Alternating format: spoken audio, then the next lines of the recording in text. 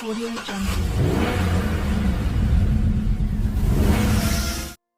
The new Countryman is now rolling off the assembly line at the Leipzig plant in Germany, where BMW produces the model alongside the 1 Series hatchback as well as the 2 Series Grand Coupe and 2 Series Active Tourer. Whereas its predecessor was available as a plug-in hybrid, the third iteration of Mini's biggest vehicle skips this partial electrification in favor of a pure EV built alongside the ICE models.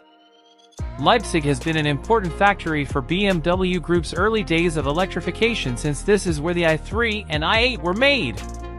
Between now and the end of 2024, the workforce in Leipzig will grow by more than 1,000 employees to support the arrival of the new Countryman on the assembly line.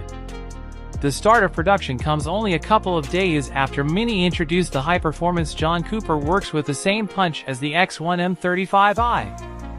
Since 2018, parent company BMW has invested approximately €700 million to boost production capacity following the decision to internalize the model's production. Initially, around 100 Countryman units will be made daily, but the volume will grow to 500 vehicles during next year. That's on top of the already 1,000 units being made there between the 1er and 2er models. The Countryman won't remain Mini's sole crossover for much longer, considering the production-ready Aceman will premiere in April 2024.